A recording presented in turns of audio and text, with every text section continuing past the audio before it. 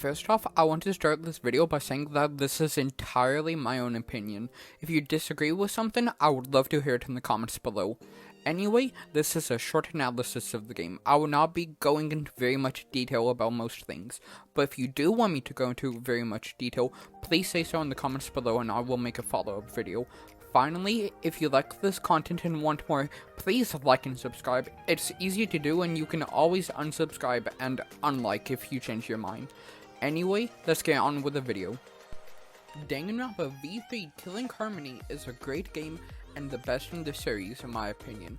I believe this game to have the best characters, the best cases, and the craziest story.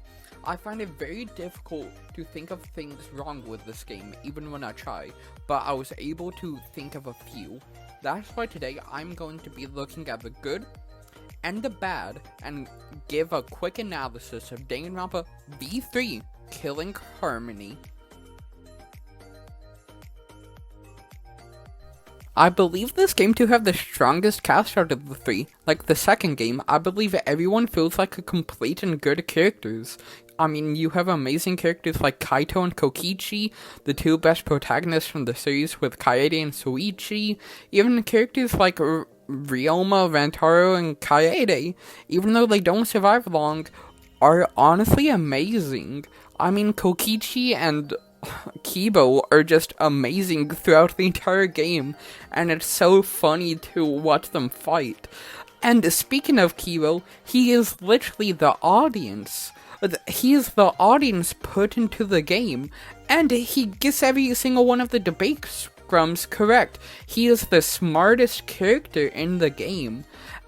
Out of 16 characters, when I love all 16, okay, 15 because I hate Sumugi, when I love 15, that is just amazing. That is an amazing cast.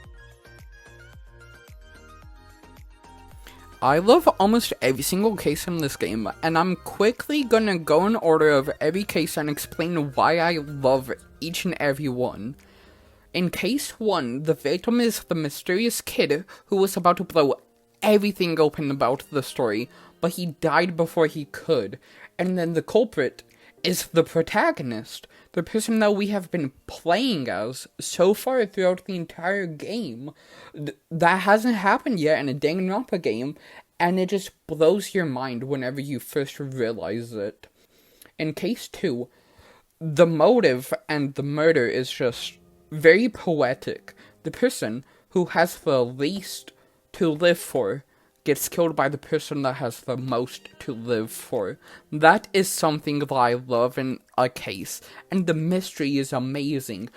It was almost impossible to figure out. Halfway through the trial, you literally have to guess on who the killer is.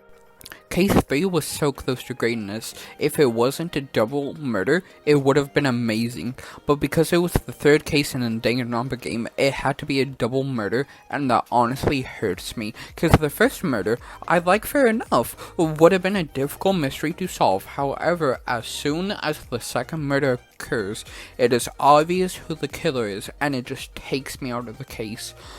It hurts because it was actually so close to greatness. So close. And case 4, the murder weapon was toilet paper. Toilet paper. That's just crazy. And the murderer is the nicest guy in the game. That case was just crazy. And in case 5, I almost cried. The two best characters in the game, Kokichi and Kaito, both died.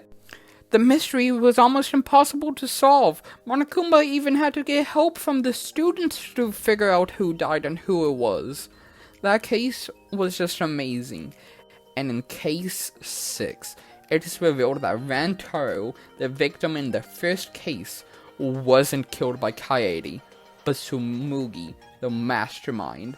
And that does make me mad because I hate Sumugi. Sumugi is one of the worst characters in Danganronpa in my opinion, but it's just the fact that Kaede died thinking that she killed someone, but she didn't, and that just causes despair, which this game is about, and it's just amazing. even with all the small criticisms I've had so far, I would consider this a perfect game.